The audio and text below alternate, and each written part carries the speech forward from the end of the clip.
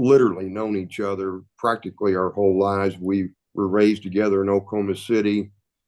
I got to know the Johnson family in the late 60s, mid 60s to late 60s. Great family. Played high school basketball with Phil's brother Daryl at Putnam City, and then watched Phil come along later with his own career at Putnam City. And then, fortunately, our paths continued to cross one another in a significant way. I worked for Coach Cobb at East Central, and Phil had already been a member of the program, so I got to coach him. I've coached a lot of guys over the long haul of 40 years plus. I don't think I've ever coached a guy that was more coachable, focused, first guy out there, last guy in, to the locker room after practice, an unbelievable competitor. He coached like he played.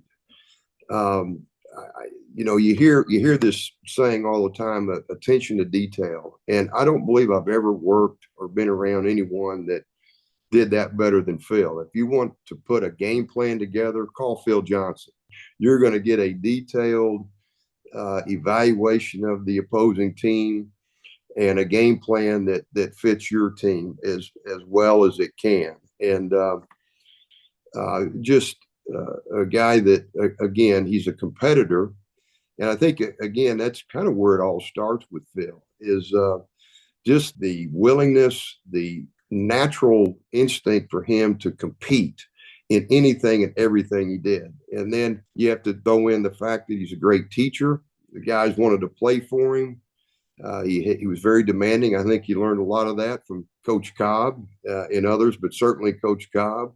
When he put his foot down, he meant it, and everyone knew it, and that's the direction the team was headed. So if you need someone, he's going to be there. If you're going to be in a foxhole, you need him with you. He'll be there with you. And those kind of people don't come across very often in life, but this one certainly did. So I would just say, as I look at Phil's career and I see we're honoring him tonight, it's so well deserved. He's meant so much to the game of basketball. Wherever he's gone, he's made the place better. Just really, really fortunate to call him one of my best friends in the world. Phil and I met in 1987. I was a head coach at the University of Idaho. Phil was coaching at Northern Oklahoma Junior College, and we signed one of his players, and that's where it all started.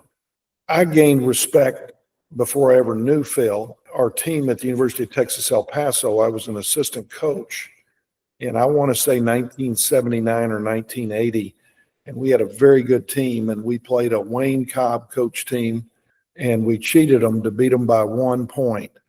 And Coach Haskins said, my gosh, what a hell of a coach that Wayne Cobb is. Good gosh, we're never playing them again. Then years later, Phil and I met when Larry Eustacy was on our staff at Idaho. Said, you really need to meet this guy. He's a heck of a guy, heck of a coach. And I like this player, Clarence Ward, that he's got. We went down there.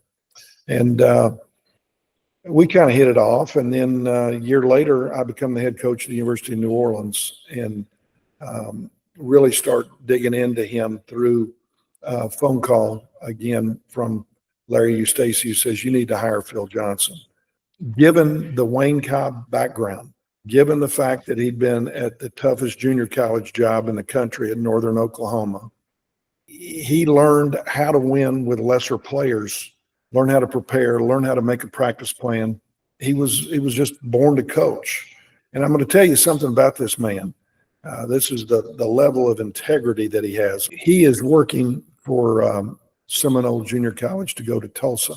Had been there for 7 months, got there in September, and they fired JD after he won 21 games. And Tubby Smith came in and asked him to stay. He said, I heard you're just a hell of a coach and would like to have you on my staff. And Tubby was going to offer him $50,000. He came to work for me at the University of New Orleans for $12,000 because he didn't feel like it would be loyal to his old boss, J.D. Barnett, who had given him his first Division I opportunity if he stayed there at Tulsa. I thought that just spoke volumes about who he was in terms of loyalty, in terms of what he was about. And I don't think it's coincidental that the best teams in the University of New Orleans history, Phil Johnson was a part of. Job well done. You never forgot where you came from. You always believed in those roots that you had at East Central. You were curious and you learned, and you set out to become a Division I head coach, and you did a great job. Everywhere you were was better as a result of you having been there.